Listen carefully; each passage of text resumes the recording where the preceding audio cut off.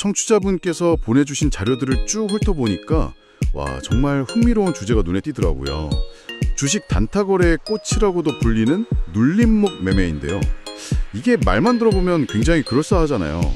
막 급등하는 주식이 올라타는 게 아니라 현명하게 한 발 물러서서 숨 고르는 타이밍에 들어간다고요. 그렇죠. 사실 단타 거래의 가장 큰 딜레마가 언제 사야 하는가인데 그에 대한 아주 정석적인 해답 중 하나죠. 보내주신 자료들도 이 눌림목의 원리부터 실전에서 포착하는 방법, 그리고 가장 중요한 함정 피하는 법까지 정말 체계적으로 정리되어 있었어요. 말 그대로 무릎에 사서 어깨에 파는 전략의 구체적인 방법론인 셈이에요. 맞아요. 그래서 이번 시간에는 청취자분과 함께 그 궁금증을 완벽하게 풀어보려고 합니다. 도대체 이 눌림목이라는 게 그냥 주가 하락이랑 뭐가 다른 건지, 이게 진짜 기회인지 아니면 떨어지는 칼날인지 어떻게 구분하는지, 그리고 이 기회를 내 것으로 만들려면 정확히 어떤 액션을 취해야 하는지, 그 모든 비법을 파헤쳐 보겠습니다. 자, 그럼 본격적으로 시작해 볼까요? 우선 개념부터 확실히 해야 할 것 같아요. 자료를 보면 눌림목은 상승하던 주식이 일시적으로 하락하거나 횡보하는 숨고르기 구간이라고 정의되어 있는데, 사실 초보자 입장에서는 이게 그냥 하락의 시작인지 숨고르기인지 구별하기가 너무 어렵잖아요. 바로 그게 핵심이죠. 모든 주가는 끝없이 오르기만 할 수는 없거든요. 계단처럼 오르다 쉬고 오르다 쉬고를 반복하죠. 급등을 하면 초기에 싼 가격에 샀던 사람들은 이쯤에서 팔고 수익을 챙길까 하는 욕구가 당연히 생겨요. 그 매도 물량 때문에 주가가 잠시 조정을 받는 건데, 중요한 건 이게 상승 추세가 완전히 꺾인 게 아니라는 전제예요. 큰 흐름은 여전히 위를 향하고 있는 상태에서 일어나는 일시적인 파도 같은 거죠. 그러니까 고점에서 위험하게 따라붙는 추격 매수랑은 근본적으로 다르다는 거네요. 오히려 한 발 늦었지만 더 안전하고 저렴하게 살 기회가 될 수 있다는 거고요. 정확합니다.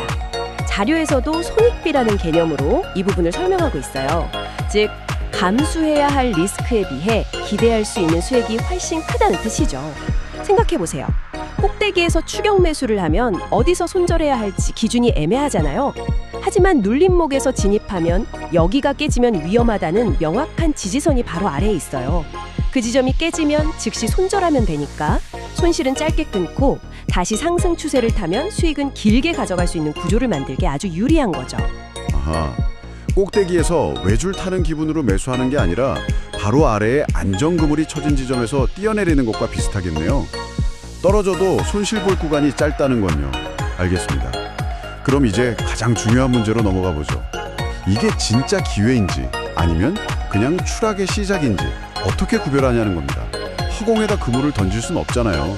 맞아요. 그래서 자료들에서 공통적으로 성공 확률을 높이는 3가지 신호를 반드시 확인하라고 강조하고 있어요. 그중 첫 번째가 가장 중요하다고 하는데 바로 거래량의 변화입니다. 잠깐만요. 이건 좀 이상하게 들리는데요. 보통 거래량이 막 터져야 핫한 주식이라고 생각하는데 오히려 거래가 또 끊기는 게 좋은 신호라뇨. 시장에 관심이 식었다는 뜻 아닌가요? 아주 좋은 질문이에요. 그게 바로 개인 투자자들이 가장 헷갈려하는 지점이거든요. 자료의 핵심은 이겁니다. 상승할 때는 당연히 시장의 모든 관심을 받으며 거래량이 폭발적으로 증가해야 해요. 그런데 잠시 쉬어가는 눌림목 구간에서는 반대로 거래량이 급격히 줄어야 한다는 거죠. 이건 시장의 관심이 식었다는 게 아니라 이 주가를 끌어올린 주도 세력, 즉 큰 손들이 아직 물량을 팔지 않고 그대로 들고 있다는 가장 강력한 증거가 되기 때문이에요. 거래량이 줄어든다는 건 큰 손들은 가만히 있고 단기 차익을 노리는 일부 개인 투자자들의 작은 물량만 나오고 있다는 신호로 해석하는 거군요. 바로 그겁니다. 만약 조정 구간인데도 거래량이 터지면서 주가가 계속 하락한다. 그건 상황이 완전히 다른 거예요. 그건 세력이 보유한 물량을 개인들에게 떠넘기는 소위 설거지일 가능성이 매우 높아요. 그래서 자료에서도 거래량 없는 조정은 축복, 거래량 터지는 조정은 재앙이라고까지 표현하고 있는 거죠. 와, 그 표현은 머리에 확 박히네요. 알겠습니다. 거래량으로 큰 손들이 아직 남아있다는 걸 확인했어요. 그럼 두 번째 신호는 어디서 멈추는가? 즉, 지지선 확인이네요. 네, 공중에 떠있는 공을 잡으려는 게 아니라 바닥에 한번 닿아서 다시 튀어오르는 그 순간을 포착하려는 것과 같아요. 그럼 그 바닥이 어디가 될 가능성이 높은지를 알아야겠죠? 자료에서는 몇 가지 구체적인 기준을 제시해요. 가장 대표적인 게 이동평균선인데 특히 단타의 경우 3분봉이나 5분봉 같은 짧은 차트에서 20일 이동평균선을 일종의 생명선처럼 봐요.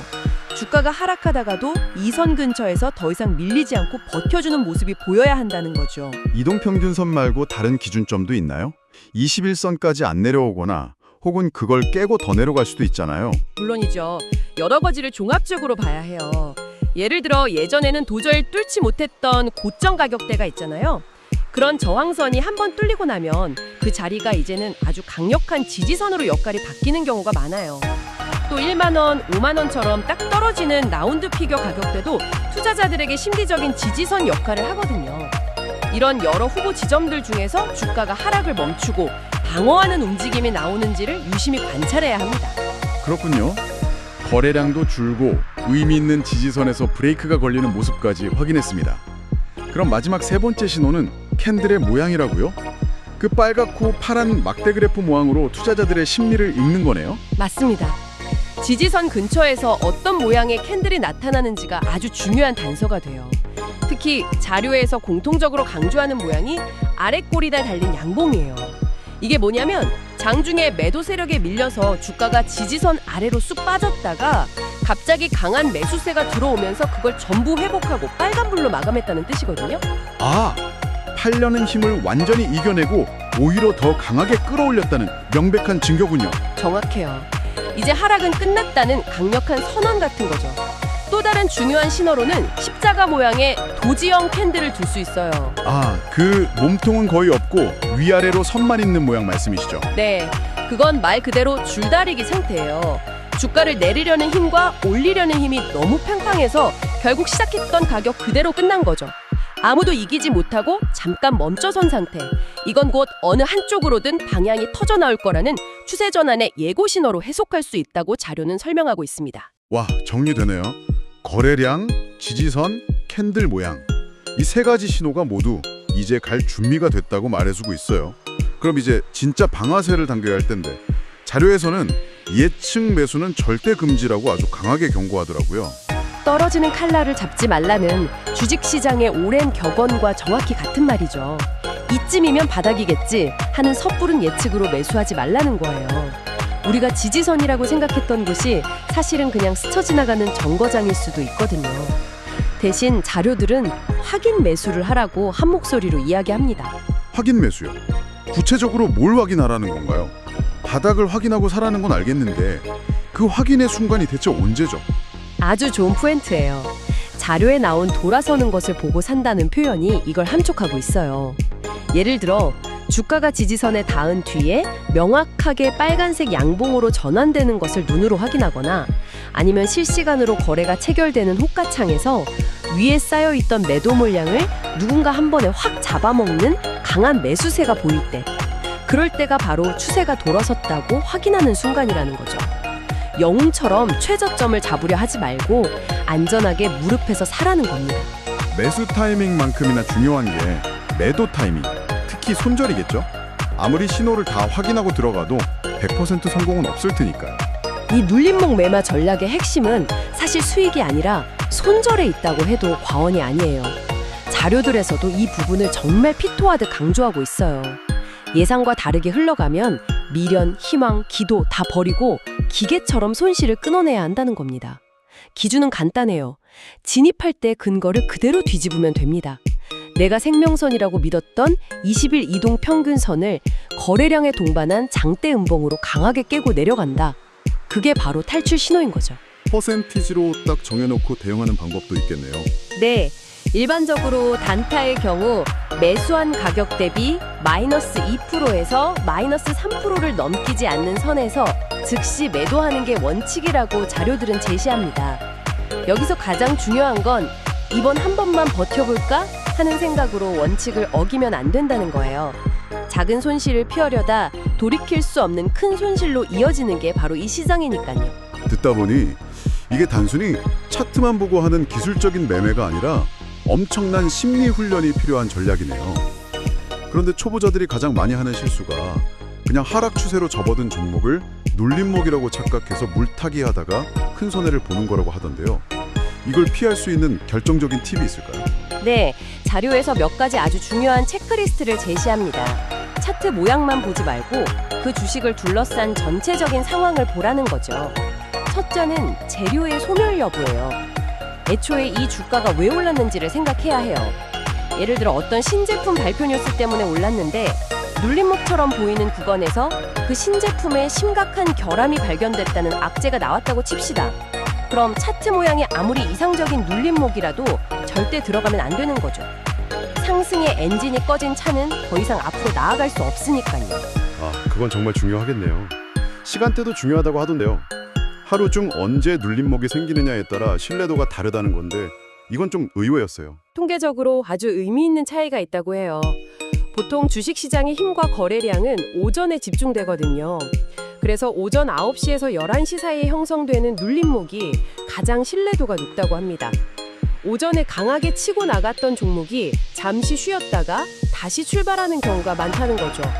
반면에 오후 2시 넘어서 힘없이 줄줄 흘러내리는 건 눌림목이 아니라 그냥 그날의 상승 에너지가 다 소진된 신호일 확률이 높다는 분석이에요. 마지막으로 조정의 깊이. 깊은 눌림은 위험하다는 말이 인상 깊었어요. 많이 떨어졌으니까 반등도 더 클 것 같은데 왜 위험하다는 거죠? 이렇게 생각해 보시면 쉬워요. 힘이 아주 좋은 건투 선수는 잽을 몇 대 맞아도 크게 휘청이지 않고 바로 반격 자세를 취하죠. 그런데 한 대 맞았다고 그대로 무릎까지 꿇는다면 그 선수가 다시 일어나서 이길 거라고 베팅하기 어렵지 않겠습니까? 깊은 눌림목이 바로 그런 신호예요. 강한 종목은 사려는 대기 매수세가 워낙 많기 때문에 조정을 깊게 주지 않아요. 짧고 얕게 조정을 받고 빠르게 다시 올라가는 경향이 있죠.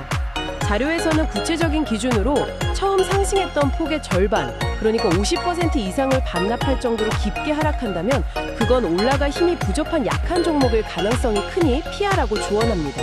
오늘 정말 흥미로운 분석이었습니다. 단순히 쌀 때 사서 비쌀 때 판다는 막연한 개념이 아니라 상승하는 주식의 숨고르는 타이밍을 어떻게 과학적으로 포착하는지에 대해 아주 구체적으로 살펴봤네요. 자료의 모든 내용을 한 문장으로 요약한 성공 공식이 있더라고요.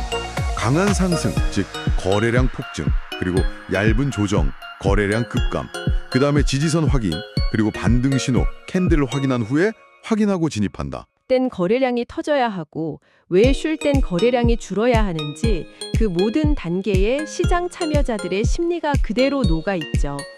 변동성이 극심한 단타 시장에서 감이나 예측이 아닌 명확한 기준과 원칙에 따라 대응하는 훈련의 틀을 제공한다는 점에서 아주 의미가 깊다고 생각해요. 특히 돈 버는 방법만큼이나 혹은 그 이상으로 리스크를 관리하는 기계적인 손절의 중요성을 계속해서 강조하는 부분이 아주 인상 깊었습니다. 오늘 저희의 분석이 청취자님의 투자 전략을 더욱 단단하게 만드는 데 좋은 참고가 되었으면 합니다. 기술을 배우는 것도 중요하지만 그 기술에 담긴 원리를 이해하는 것이 결국에는 어떤 시장 상황에서도 흔들리지 않는 자신만의 무기를 만드는 첫걸음이 될 테니까요. 마지막으로 이런 질문을 한번 던져드리고 싶네요. 오늘 우리가 파헤쳐본 이 눌림목 포착법처럼 특정 기술적 신호가 시장에 널리 알려지고 수많은 투자자들이 똑같은 지지선에서 비슷한 매수 버튼을 누르게 된다면 과연 그 신호는 계속해서 유효할까요? 아니면 시장은 그 집단 심리를 역이용하는 또 다른 새로운 패턴을 만들어낼까요?